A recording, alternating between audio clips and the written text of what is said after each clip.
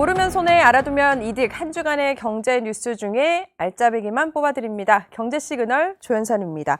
자, 첫 코너, 돈이 되는 그날까지 함께하는 코너, 돈벌이 시간입니다. 오늘은 김원식 평론가 모셨습니다. 안녕하세요. 네, 안녕하세요. 뭐 요즘 K 컨텐츠가 다시 막 붐인 것 같아요. 한때 그러다가 좀 잠잠했는데, 그래서 오늘은 이 엔터주, K 컨텐츠를 비롯한 엔터주를 좀 알아보려고 모셨는데요. 저희가 다짜고짜 질문이 있어요. 그리고 뒤에 네. 짧게 설명을 해주시고 뒤에 길게 이제 말씀 주시면 되는데, 엔터 주식 아직 투자 전인분들도 꽤 많으시거든요. 아, 그러시군요. 네. 왜냐하면 또 이제 한동안은 막 붐이 일어나다가 또 이게 바뀌잖아요, 흐름이. 흐름도 많이 바뀌죠. 네. 네. 지금 안 갖고 계시는 분들 들어가도 괜찮은 시점일까요? 일단은 지금 현재 그 엔터의 어떤 특징을 봤을 때 지금은 당분간 실적이 나오는 시즌이에요. 네. 그리고 이제 캐데헌이나 로제의 이슈가 또 살아있기 때문에 네. 그런 점에서 이제 충분히 눈여겨볼 만한 그런 주식이다라는 생각이 들고요. 근데 되게 이제 엔터주라고 하면 네. 주로 케이팝 아이돌을 떠올리기 때문에 대부분 나하고는 그렇죠. 상관이 없어. 그리고 잘 알지도 못해. 이렇게 생각하시는데 자녀가 있으신 분들은 아마 그 자녀분들과 대화를 하시면 그쵸. 전 충분히 감을 잡으실 수 있고 이슈를 충분히 따라갈 수 있을 거라고 생각이 드는데 자녀를 좀 제외하시면은 곤란할 수가 있어요. 왜냐하면 생물 그쵸. 같아가지고 그 흐름이 있기 때문에 네. 사실 저는 그렇게 생각해요. 요즘에 자녀분들하고 이제 주식을 한다든지 아니면 자녀의 미래를 위해서 내가 뭐 주식을 사줘서 네. 좀 트레이닝을 시키고 있다 이렇게 말씀하시잖아요. 저는 엔터주로 좀 같이 트레이닝을 시키셨으면 좋겠다고 생각이 들어요. 관심 요소가 되긴 하겠어요. 그러니까 부모님들이 그쵸. 관심 있는 걸 가지고 주식을 막 사주시고 그러는데 진짜 부모님들은 반도체 네. 보통 이런 식이니까. 근데 그거 어떻게 미래를 어떻게 담보를 해요? 그러니까 오히려 음. 이런 자녀분들하고 같이 네.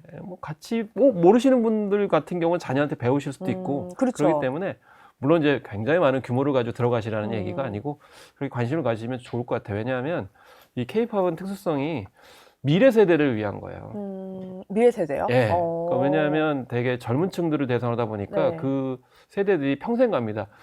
그 진행자분께서도 아마 최애하는 사랑하는 곡들이 아마 청소년기 때 접한 대부분 그래요. 네, 맞아요. 그렇기 때문에 네. 이 엔터주는 그런 장기 지속성이 있다라는 점에서 좀 착안을 하셔야 돼요. 하긴 저 학창 시절에 인기 있었던 그룹을 좋아했던 사람은 지금도 좋아하고 네. 그분들이 다시 나오면 그 콘서트에 또 가기도 하고 이러는 현상이 있는 거 보면은 사실 그런 것 생각해 보세요. 박진영 씨가 지금까지 현역 가수로 활동할 줄 누가 알았어요. 그쵸. 대표까지도 되기도 하고. 맞아요. 옛날에 아이돌 그룹 한 2, 3년 하고 사라진다고 생각했어요. 그런 사람이 많았고요. 근데 그쵸? 지금 뭐 동방신기리 20년 됐어요. 맞아요. 이제 또 나오고 신화도 그렇고. 그래서 이제 다시 또 해체를 했다가 다시 또 복귀하고 그러거든요. 그러니까요. G.O.D도 얼마 전에 막 네. 같이 나오고 하잖아요. 그게 더 지속될 거란 말이죠. 그렇기 때문에 그 어떻게 보면 너무 저평가돼 있는 네. 주가고 잘 모르다 보니까 또 현혹이 되거나 미혹되는 네. 경향이 있어서 갑자기 주식이 올라가는 상황에서 고점에 사셔가지고 물리는 경우도 많거든요. 그럴 수 있을 것 같아요. 그러니까 그런 흐름들을 좀 짚으시면은 전 충분히 가능성이 있다고. 오늘 좀 배워보도록 하겠습니다. 사실 가장 최근에 상승 모멘텀으로 치면은 아까 말씀하신 박진영 씨일 것 같아요. 이번에 네. 이제 위원장으로 공동위원장으로 내정이 됐던 게 사실 컸었던 것 네. 같기도 한데 캐대언이라는 것도 있었지만 어떻게 보세요? 사실 박진영 씨의 그런 임명이 이게 달라진 케이팝의 위상을 그대로 보여준다. 왜냐하면 예전에 10여 년 전에 무슨 일이 있었냐면 케이팝이 굉장히 인기가 있으니까 네. 정부기관에서 뭐라고 그랬냐면 진짜 한국의 콘텐츠를 보여줄게 라고 했어요. 그게 무슨 얘기냐면 결국 K 콘텐츠 중에 케이팝은 한국의 콘텐츠가 아니라고 생각하는 거죠. 그죠. 약간은 동떨어져 있는. 뭐 예를 그렇게 들면 생각하는 거거든요. 우리나라 음악 같지 않은데 네. 우리나라에 고유한 어떤 그렇죠. 전통 문화가 없었을 네. 것 같은데 라고 해서 배관실했단 말이에요. 그러니까 전 세계적으로는 인기가 있는데 정작 한국에서 부정하는 상황들이 벌어져가지고 그러니까 우리는 특수한 계기로 네. 생각을 했던 거네요. 그러다 보니까 오히려 체계화되고 더 관심을 이제 갖게 되지 못하는 상황이 벌어졌거든요. 근데 이번에 장관급으로 그러니까요. 수용이 되다 보니까 결국 중요한 거는 누구를 임명하는 게 중요한 건데 결국 K-팝 댄서 출신이면서 또 기획사의 수장이면서 또 해외 마케팅 홍보 경험에다가 또 지금 현재 가장 또 잘 나가는 스트레이키즈나 트와이스를 이끄는 현역 수장이 임명이 됐기 때문에 결국 K-팝 전체 혹은 엔터사들의 어떤 고민들을 해결해 줄 수도 있고 또 현재적으로 또 제도나 정책에 대해서도 일정 정도의 감이 있기 때문에 좀 양쪽을 잘 조율할 수 있어서 결국 K-팝이 가지고 있는 또 한계도 분명히 있거든요. 그렇죠. 그런 부분들을 또 해소하기도 하면서 또 지원책까지도 마련할 수 있으니까 오히려 K-팝이 한 단계 도약할 수 있는 점, 특히 리스크를 불러올 수 있는 요소들을 좀 제조적으로 차단해 줄 수도 있기 때문에 그런 점에서 오히려 향후에 상승 여력의 모멘텀을 제공할 수도 있겠다고 생각이 드는 거죠. 이게 그 K-팝의 한계도 말씀하셨는데 이게 반짝할 때도 있잖아요. 근데 이제 이 다 해본 사람, 자기도 직접 들고 만들어 보기도 하고 마케팅도 했던 그렇죠. 사람이기 때문에 지속성을 유지하는 데에도 좀 큰 도움이 되는 인물이지 않을까 싶은 생각도 들어요. 그렇죠. 그렇기 때문에 실제로 소감을 밝혔을 때 평소에 제도적으로 이런 점들이 좀 해소됐으면 좋겠다라는 것들을 자기가 이번에 실현하겠다라고 얘기를 했고 그리고 후배 가수들한테 기회가 될 수 있도록 해주겠다라고 했는데 네. 사실 여기서 후배는 두 가지가 의미가 있습니다. 엔터 같은 경우는 네. 사실 특이하게도 네. 엔터는 그 엔터 현역 가수 출신들이 다 지금 수장이에요. 그렇죠. 오히려 그런 수장일수록 잘 됩니다. 왜냐하면 관심이 굉장히 크고 그 맥락과 어떤 본질을 잘 알기 그렇죠. 때문에 네. 잘 운영을 하는 거거든요. 그런 면에서 봤을 때 결국 이 지속 가능성이라는 관점에서 봤을 때 이제 박진영 대표의 이번 공동위원장 임명이 갖는 의미가 굉장히 크다라고 볼 수 있죠. 그렇기 때문에 팬들, 투자자들은 알았던 것 같아요. 약간 이번에 이런 뭐 캐대언도 그렇고 이런 내정도 그렇고 K 컨텐츠 강화라는 어떤 미래 가치를 판단했기 때문에 주가도 많이 올랐지 않았나 싶거든요. 사실 이제 이런 부분에서 약간 좀 미묘한 부분을 지적을 해야 되는데요. 이미 JYP 주식을 사신 분들은 위원장으로 임명이 됐는데 왜 주가가 팍 안 올라가지? 이렇게 생각하신단 말이에요. 아, 오히려요? 네. 근데 이 엔터테인먼트 같은 경우에는 사실은 오너하고 네. 주식의 상승하고는 약간 네. 분리되는 경향이 있습니다. 아. 왜냐하면 팬덤 경향이 굉장히 강하다라는 점에서 봤을 때 그쵸. 오히려 팬심을 자극하는 요소들이 일반적으로 엔터 기반한테는 이제 강하게 작용을 한다라는 점을 약간 구분해서 생각을 하셔야 되겠고 다만 예를 들면은 이제 박진영 위원장이 앞으로 했을 때 지금 가장 문제가 되는 게 표준 계약서 문제거든요. 그 가운데서도 그쵸. 네. 지금 뉴진스 사태가 났을 때 신의 성실 문제 네. 그런 부분들이 만약에 표준 계약서 등에 이제 반영이 된다 그러면 오히려 건전성이 이제 담보되는 거기 때문에 주가가 견인될 수가 있는 거죠. 그러니까 단순히 이렇게 이제 수장 혹은 네. 이제 리더가 뭐 누가 임명됐거나 뭐 행보에 따라 가지고 주가가 크게 영향을 받지 않는 그 이제 주가 네. 그런 이제 특징이 보이는 거죠. 어떻게 보면 긍정적으로 해석하자면 모멘텀이 남아있는 부분도 있는 거네요. 그런 네. 완화라든지 그런 부분이 있으면은 더 상승할 수 있을 거라 생각하는데 또 하나로는 이제 캐대언 네. 빼놓을 수 없는데 사실 가상의 그 아이돌이잖아요. 네. 근데 경제 효과가 이미 어마어마하고 네. 앞으로도 이게 창창할 것 같아요. 확대도 크고. 이게 결국에는 네. 자녀들과 소통을 하셔야 된다는 거예요. 그렇죠. 왜냐면 징조가 네. 있었어요. 왜냐면 그 그래요? 앞서서 플레이브라고 하는 네. 그런 가상 아이돌이 있는데 이 실제 사람이 아니에요. 그런데 그러니까 실제가 아닌데도 불구하고 가상 아이돌인데 전 세계적으로 엄청나게 인기를 끌었거든요. 네. 결국에는 지금 Z세대, 네. 젠지 세대의 특징은 진짜냐 아니냐가 중요한 게 아니에요. 아, 결국에는 자신들이 원하는 게 있느냐가 네. 중요한 거고 그 다음에 대신 고퀄의 케이팝 노래였습니다. 그러니까 리스너들이 그냥 들어도 너무 좋은 거예요. 좋더라고요. 그러니까 결국엔 지금 캐대언 같은 경우에도 가상의 만화 캐릭터들이 노래를 부르는 거잖아요. 네. 특히 골든 같은 경우. 그쵸. 사자보 이제 소다팝도 인기가 있는데 네. 뭐 저승사자 캐릭터로 이제 부르는 건데 네. 노래가 너무 좋으니까 그게 뭐 가상의 캐릭터가 부른다 하더라도 별로 상관없어. 그건 이미 징조가 있었던 건데 그걸 이제 K-팝 데몬 헌터스가 네. 터트려 준 것이고요. 네. 그런데 사실은 사람들이 생각했을 때 넷플릭스가 만든 애니메이션인데 이게 K-팝하고 관련이 없다고 생각했는데 이게 OST 차원에서 네. 오피셜 차트하고 핫백 차트에서 1위를 해버리니까 이때 다들 이제 화들짝 놀랐던 그런 면이 있는 거고 이게 사실은 그때부터 네. 주가에 이제 반영이 되기 시작했던 그러니까 해죠. 새로운 인물들이 투자로 많이 들어오는 것 같아요. 그전에 그러니까 안 했던 사람도. 8월부터 K-팝 데몬 헌터스의 OST인 골든이 이제 오피셜 차트하고 빌보드 핫백 차트에서 1위를 했고요. 그 다음에 그게 사라진 게 아니고 그쵸. 다시 주춤했다가 다시 2, 3주 계속 오르게 되니까 이 엔터테인먼트 주가 전체가 이제 견인하게 되는 그런 상황이 벌어졌고, 약간 앞서서는 이제 한알령 해제감 때문에 그렇죠. 그렇게 이제 힘을 받다가 그게 약간 좀 지지부진하다 음. 보니까 소강이 있었는데 그런 점에 K-팝 데모넌터스가 좀 기여한 부분이 있습니다. 이 경제 효과 남은 거는 좀 어느 정도까지 예상을 하세요? 근데 저는 그렇게 얘기해요. 이제 시작이다. 그러니까 처음에 좀 긴가민가 해가지고 망설이신 분들이 있어요. 전반적으로. 있죠. 네. 왜냐하면 넷플릭스에서 최근에 좀 성적이 안 좋았어요. 내놓은 콘텐츠들이. 네. 거기다 대고 그 K-팝 데모넌터스 같은 경우는 마케팅 홍보를 거의 하지 않았어요. 그 전에도 사실 K-팝을 다룬 콘텐츠들이 있었거든요. 그쵸. 근데 다 공개가 됐을 때 좀 내용들이 부실하고 좀 그런 이름을 네. 도구화했다. 좀 이용만 하려고 했다는 생각이 들어가지고 좀 의심을 했었어요. 아, 결과적으로는 좀 K-팝 팬을 이제 활용을 해가지고 이용하는 수준의 그런 컨텐츠가 나왔구나라고 해서 저도 처음엔 보지 않았어요. 근데 그 공개 당일날 네, 네. 갑자기 점심때부터 전화가 무진장 걸려오기 시작하는 거예요. 난리가 났다라는 거죠. 그때부터 이제 K-팝 팬덤들이 이제 공개 당일날 쇄도를 하기 시작했고, 그 네. 뒤에 라이트 팬덤들이 같이 결합을 시키게 되면서 이게 터졌던 거거든요.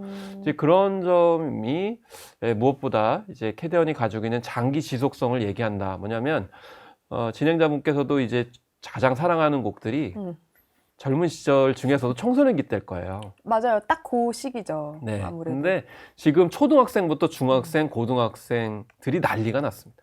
그러면 지금 계속 가는 거거든요. 그렇죠. 이렇게 예전- 성인이 네. 되어서도 가겠죠. 예를 들면 겨울연가 때는요, 희망이 없다고 그랬어요. K 콘텐츠에 대해서.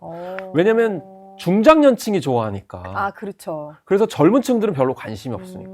근데 지금은 일본도 젊은 청소년들이 K 콘텐츠에도 굉장히 관심이 많고, 캐대원도 다 어린 친구들 어린 관심이 친구. 있으니까 네. 평생 가는 거고, 넷플릭스 가서 깜짝 놀란 거예요. 왜냐면 생각 없이 그냥 원래 극장용으로 개봉하려고 했다가 투자를 못 받아가지고 넷플릭스가 넘겨받았고, 넷플릭스가 그래? 그럼 우리가 제작 공개를 하는데 IP를 우리 달라 이렇게 얘기한 거예요. 근데 소니픽처스도 그냥 넘겨준 거예요. 왜냐면 극장용으로 적합하지 않을 것 같아요. 누가 K-팝을 다룬 작품을 극장으로 보게 오겠는가라고 생각이 들었는데, 오히려 그게 OTT에서 인기가 있다 보니까 지금 싱어롱 북미 개봉을 했는데 네. 거기서 280억 수익이 났잖아요. 네. 그러니까 이게 판도가 바뀌는 거예요. OTT 인기 있으면은 극장으로 가는 형태로. 지금 CJ 이해관 같은 경우에도 CGV가 지금 너무 어렵잖아요. 그렇죠. 그러니까 결국 OTT 중심으로 지금 영화 중심이 가는 데다가 OST까지 가는 거고, 화들짝 놀래가지고 넷플릭스에서 상표 등록을 다 해버렸어요. 모든 분야를 다 해버렸고, 와. 그리고 2, 3편 뭐 계속 만들겠다 그랬고, 네. 뭐 뮤지컬 포함해가지고 파생 컨텐츠는 다 지금 제작하는 그런 상황입니다.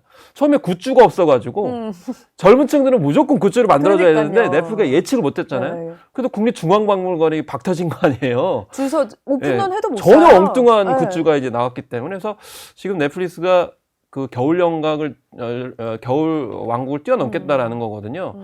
이 픽사의 그 아성을 지금 넷플릭스는 뛰어넘어서 엄청나게 수익을 추구하겠다라고 했기 때문에 네. 그런 점에서 이제는 계속 이슈가 나올 수밖에 없는 거고, 그렇기 때문에 캐디언 이슈는 당분간 계속될 거라고 볼 수 있는 거예요. 이게 웬만한 뭐 여러 개의 컨텐츠보다 이 한 개가 굉장히 강력한 것 같은데, 이참에 좀 궁금해요. 엔터주, 그러니까 어떤 종목마다 특징이 있잖아요. 네. 예를 들면 뭐 반도체라면 기술이라든지 그 회사의 뭐 오너, 그거는 오너도 이제 뭐 영향을 끼치는데, 엔터주만의 특징이 좀 있나요?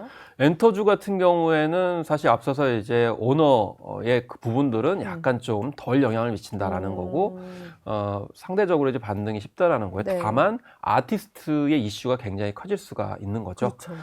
뭐 이제 연예계 뉴스라고 그러죠. 네. 그런 사건 사고가 있었을 때 타격이 있는데, 근데 한편으로는 이제 엔터주라고 하더라도 영상이라든지 연예인 중심의 그런 소속사가 있고, 네. 지금 말씀드린 뭐 우리가 흔히 하이브, 그리고 SM, YG, JYP, 네. 그리고 큐브 같은 경우는 주로 K-팝 가수들, 아이돌 그룹에 한정이 되는 거거든요. 근데 사실 면밀하게 따져보시면 아시겠지만 아이돌 그룹들은 거의 사고가 없어요.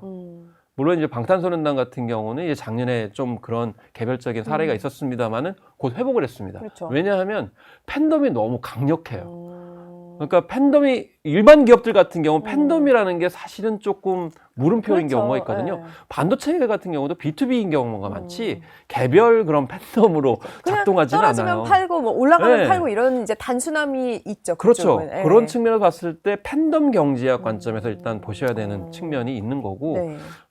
그런 측면이 있고요. 그리고 계절적인 어떤 실적 영향은 있습니다. 그러니까 우리가 지금 우리가 그전에는 음반이나 음원이 네. 엔터테인먼트 산업을 먹여 살린다 이렇게 했지만 지금은 완전히 투어 공연으로 넘어왔습니다. 예를 들면 이제 하이브 방탄소년단 같은 네. 경우도 한번 투어를 하게 되면은 거의 한 이제 3천억 원 정도의 수익을 올리거든요. 그렇기 때문에 투어하기 좋은 계절적인 요인이 분명히 있는 겁니다. 그렇죠. 아무래도 겨울보다는 봄, 여름은 약간 좀 소강 상태일 수 있고 가을에 또 이 투어 공연하고 거기에 관련된 부대 파생 콘텐츠 수익이기 때문에 분기 보고서를 보시면 지금 3분기로 네. 이제 들어섰기 때문에 네. 3분기에는 실적이 당연히 좋을 수밖에 없어요. 그런 계절적인 요인들이 네. 분명히 작용하고 또 여기에 이 각 그 소속사별로 주력 그런 있죠. 아이돌들이 있습니다. 네. 그렇기 때문에 그 주력 아이돌들이 활동을 언제 컴백하고 또 본격적인 활동을 언제 하느냐에 따라 가지고 그런 실적의 어떤 영향들 또 이슈가 이제 살아있기 때문에 네. 이런 부분들을 이제 챙겨보셔야 됩니다. 인적 리스크 같은 경우는 저희가 이제 가장 최근에 컸던 게 방시혁 의장이랑 민진 대표의 갈등이 있었잖아요. 네네. 그때는 근데 주가가 꽤 장기전이라서 그럴 수도 있지만 꽤 그거는 좀 영향은 케이스가 있었잖아요. 다릅니다. 그러니까 왜냐하면 방시혁 의장이 지금 이제 검찰에 조사를 네. 받고 있는데 그런 부분들은 아직 그 수사 결과들을 좀 봐야 되기 때문에 처음에 약간의 타격은 있을 수 있지만 근본적인 영향을 미치지 못하죠. 그런데 방시혁 민희진 사태 같은 경우는 충격이 굉장히 클 수밖에 없어요. 왜냐하면 이제 하이브 같은 경우는 레이블이 11개거든요. 네. 근데 레이블 간의 갈등 상황이었지 그게 개인 혼자만의 어떤 리스크는 아니었어요. 그렇죠. 네. 더더군다나 어도어의 핵심 주력이 뉴진스거든요. 뉴진스가 사실은 굉장히 큰 의미가 있어요. 왜냐하면 기존의 걸그룹의 어떤 판도를 완전히 바꿔놓았거든요. 그렇죠. 그래서 그전에는 사실은 걸크러쉬 맞아요. 네. 걸그룹들이 인기가 있었는데 그 판도를 방탄소년단이 아이돌에서 아이돌로 바꿨다고 하면 네. 뉴진스도 마찬가지로 아이돌에서 아이돌로 그러니까 이 걸크러쉬한 부분에서 네. 이제 소프트한 어떤 또래 개념으로 바꿨거든요. 완전히 물꼬를 바꿔줬거든요. 네. 근데 그런 뉴진스에 타격을 줬으니까 당연히 하이브 주가가 엄청나게 그렇죠. 폭락할 수밖에 없는 그런 상황이었고 지금은 약간 어도어 쪽으로 이제 정리가 되는 수순이다 보니까 전열이 이제 정비되는 차원이었지만은 언제든지 간에 이제 왜냐하면 법원 판단이 일단 가처분 신청에서는 이제 하이브 쪽에 어도어 네. 쪽에 유리한 측면으로 나오다 보니까 이게 회복이 되는 것처럼 보였는데 이후에 판결이 어떻게 되느냐에 따라 가지고 주가가 또 판도가 바뀔 수도 있습니다. 그러면 이제 투자 쪽으로 좀 넘어가서 보니까 이 K 컨텐츠 쪽 엔터 쪽은 KRX K 컨텐츠 지수로도 많이 투자를 하시더라고요. 네. 그런 부분들, 그러니까 이 개별적으로 종목보다는 ETF, 이런 네. ETF 이런 식으로가 좀 더 안전해서 그런 건지 아니면 네. 이 정보에 그러니까 말씀하신 대로 어른들이 많이 투자를 네. 한다면 몰라서 또 그럴 수도 있는 거고요. 그렇죠. 그래서 사실은 우리가 엔터주라고 하지만 상황들이 매우 다릅니다. 네. 그래서 예를 들면 하이브 같은 경우는 주로 이제 북미나 네. 또 최근에 이제 베이징에 법인을 세운다고 하기도 하는데 네. 좀 글로벌 확장성이 굉장히 커가지고 이슈가 굉장히 많이 나오고 하이브에서는 주가기를 견인하기 위해서 또 이슈 내지는 모멘텀을 계속 만들어내요. 네. 그런데 JYP 같은 경우는 그런 거에 별로 관심이 없어요. 그런 것 같아요. 주가 견인하기도 관심이 없고 네. 심지어는 오히려 주가에 해로운 어떤 그런 이제 이슈들을 만들어내요 거꾸로. 그렇기 때문에 실망 매물이 좀 많이 쏟아지는 그런 경향이 있거든요. 또 YG 같은 경우에는 이제 힙합 공동체 내지는 네. 아티스트 공동체를 만든다고 그래가지고 더 심해요. 심지어는 언론하고 협조도 안 해요. 그렇죠. 이제 그렇기 때문에 이런 점들이 오히려 그 좋은 쪽으로 작용할 수 있습니다. 왜냐하면 네. JYP 같은 경우는 재무제표가 너무 좋아요. 영업이익도 굉장히 좋고. 그래서 깜짝 놀라는 경우가 많습니다.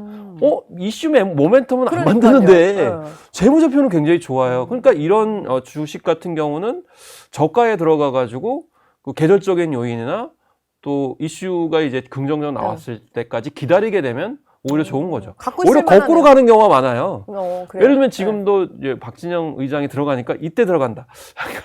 그래서 지금은 그렇죠. 네, 그런 어떤 흐름들이 있기 때문에 그래서 ETF로 갈 수밖에 없는 게 개별 종목에 대해서 잘 모르고 또 각 소속사의 어떤 주력 종목이 있는지 그러니까 아이돌이 어떤 인지 잘 모르기 때문에 그런 점에서 ETF를 선호한 측면이 좀 있는 것이죠. 괜찮다고 보세요? 그런 쪽으로 만약 진짜 모른다면? 그렇죠. 그래서 처음에는 ETF에 들어가셔가지고 따라가시다 보면은 소속사별로 기획사별로 어떤 특징이 있고 어떤 그룹이 있다라는 걸 알기 때문에 처음부터 개별적으로 들어가기에는 좀 실망하실 부분이 굉장히 많고 변수도 있다고 생각이 듭니다. 그럼 요참에 개별적으로 지금 저희가 빅4 엔터사가 있잖아요. 우리가 생각해야 될 모멘텀들이 있을 것 같아요. 긍정도 있고 부정도 있는데 회사별로 좀 설명을 해주시겠어요? 정리를? 일단은 하이브 같은 경우는 좀 리스크 같은 경우는 방시혁 의장 리스크가 있는 거고 여기에 뉴진스 사태가 아직 있는데 다음 달에 이제 법원 재판이 있습니다. 그거에 따라 좀 출렁거릴 가능성이 높고 그렇지만 호재는 방탄소년단이 여전히 이제 준비를 하고 있어요. 그쵸. 그렇기 때문에 그 이슈는 계속 살아있다. 그리고 참고로 말씀드리면 하이브의 주력은 바로 방탄소년단이고요. 그리고 상대적으로 좀 저평가되어 있는데 팬들이 좀 원성인데 세븐틴도 굉장히 만만치 않습니다. 심지어는 뭐 5,600장의 그런 앨범 판매가를 보이기 때문에 이번 달부터 계속 다음 달까지 투어가 예정이 돼 있어서 그 이슈는 굉장히 살아있기 때문에 실적은 계속 나올 것이다. 그런데 이제 이슈가 좀 부정적인 네거티브한 게 있을 수도 있다고 볼 수가 있겠고 그 다음에 SM 같은 경우는 지금 한알령에 관련돼 가지고 가장 기대감이 높습니다. 원래부터 중국에 초점을 맞춰가지고 활동을 많이 했고 또 중국에서 인기 있는 그룹들이 매우 많이 포진되고 있기 때문에 에이펙이 이제 이슈가 살아있기 때문에 그 한에는 계속 한알령 이슈가 계속 연동을 할 것이다 이렇게 생각이 들고요. JYP 같은 경우 스트레이키즈가 지금 최근에 실연속 앨범 빌보드 200에서 1위를 했기 때문에 그 이슈가 살아있고 트와이스도 지금 K-연 때문에 계속 차트에 오르내리고 있기 때문에 그런 점에서 좀 기대를 해볼 수 있다라는 생각이 들고요. 그리고 YG 같은 경우는 블랙핑크가 지금 로제가 최근에 MTV 비디오 뮤직 어워즈에서 올해의 노래상을 받았어요. 근데 이게 끝난 게 아니고 그래미에도 지금 추천이 돼 있어요. 근데 그래미에서는 올해의 노래뿐만이 아니고 올해의 신인상 그리고 심지어는 본상인 레코딩상까지 들어가 있어요. 근데 그 후보가 언제 발표되냐면 11월 달에 발표가 되거든요. 그러니까 11월까지 YG 같은 경우는 살아있을 수 있다라는 것이고요. 큐브 같은 경우는 지금 SM과 약간 비슷한 상황인데 여자아이들이 중화권에서 엄청나게 인기가 그렇더라고요. 있습니다. 그래서 지금 투어를 내년에 한다고 하는데 당장에는 지금 텐센트 뮤직 어워즈에서 상반기 최고의 K-팝 그룹으로서 지금 부각이 되고 있고 여기에다가 가상 아이돌 런칭까지 또 얘기를 하고 있어요. 큐브가. 큐브가 좀 이렇게 좀 저평가되어 있는데 약간 파워풀하게 움직이는 모멘텀을 제공하려고 노력하기 때문에 물론 이제 주가는 아직은 좀 미미할 수 있겠지만 그런 이슈들 보시면서 접근하시면 좋겠습니다. 그럼 마지막으로 평론가님 이제 개별주가 있고 말씀드린 ETF가 있는데 처음 접한 사람이라든지 이제 갖고는 있지만 확대하고 싶은 사람들이 있잖아요. 말씀해주신 이슈들도 있고 모멘텀을 보고 비율을 좀 어떻게 하면 좋을까요? ETF와 개별 종목을 좀 봤을 때. 일단 처음 같은 경우는 ETF로 많이 배정을 하시는 게 초심자 같은 경우 필요할 거라고 생각이 들고요. 그리고 엔터주에 대해서 어느 정도 해보신 분 같은 경우는 지금 그 9월, 10월 달이 가장 이슈가 많은 시즌이에요. 그렇기 때문에 그 이슈를 따라가시면서 이제 주가 연동에 따라가지고 하셔야 될 것 같고 사실은 또 뭐 지금 조방원이 많이 빠지고 반도체의 계절이 왔기 때문에 사실 반도체가 힘을 얻게 되면 엔터주도 약간 빠지는 경향이 있어요. 그렇기 때문에 반도체가 좀 빠질 때 지금 반도체에서 좀 그 돈을 가지고 이쪽으로 순환매를 하시는 것도 좀 바람직할 수가 있겠다라는 생각이 듭니다. 알겠습니다. 말씀을 듣고 나니까 K 콘텐츠에 대한 기대감이 좀 더 커지는 것 같은데 캐대안도 이슈가 있는 게 뭐냐면 그래미 어워즈에 분명히 지금 현재 올라갈 가능성이 높다고 현지 매체에서 나오고 있거든요. 그것도 이제 11월 달에 주제가상에 해당이 될 수 있기 때문에 아까 로제 아파트하고 같이 연동되는 부분이 있고 또 캐디언은 이제 시작이라고 말씀드렸는데 내년에 아카데미 주제가상 혹은 장편 애니메이션까지 지금 바라보고 있어요. 그러니까 결국 그 캐대한 이슈로 네. 보게 되면 전체적으로 ETF 관점에서 접근하시는 것도 중요하다. 그래서 지금 8월 달에만 K-팝 관련 그 스트리밍 횟수가 5천만 회가 증가했어요. 그리고 지금 K-팝드 같은 네. 경우 반응이 또 좋고 그리고 지금 하이브 같은 경우는 내년 개봉을 예정으로 해가지고 네. 영화를 제작합니다. K-팝에 관련돼서. 중요한 거는 계속 지금 이슈가 많이 나올 네. 거예요. 그거 왜냐하면 크겠는데. 협업을 계속 할 거예요. 왜냐하면 캐대언이 처음 나왔을 때는 다들 당황한 거예요. 그쵸. 이게 우리 건이 아니냐, 뭐 맞아요. 예. IP가 우리 거. 왜냐하면 캐대언의 큰 역할은 브랜드 네이밍을 정확하게 했다는 거예요. 매기가 감독이 끝까지 우겼다는 거 아니에요. 다른 데서는 빼라. 이거 장사 안 된다. 아니 들어가야 된다. 그니까요. 그래서 결국에는 우리가 엄청나게 투자 비용 내지는 마케팅 비용을 들이지 않고도 K-팝 워딩을 네. 정확하게 해줬기 때문에 결과적으로는 저는 ETF 관점에서 접근할 때는 한번 시도를 해보셔도 좀 나쁘지는 않을 것 같다 이렇게 생각이 드는 거죠. 이 시점을 기반으로 K-팝을 좀 더 우리 거스럽게 또 네. 더 확대해서 키울 수 있는 계기가 그렇죠. 됐으면 좋겠고요. 그때 또 다시 한번 평론가님 네. 모시고 이야기 나누겠습니다. 11월 달에 네. 모실게요. 네. 나와주세요. 네. 김원식 평론가였습니다. 감사합니다. 감사합니다.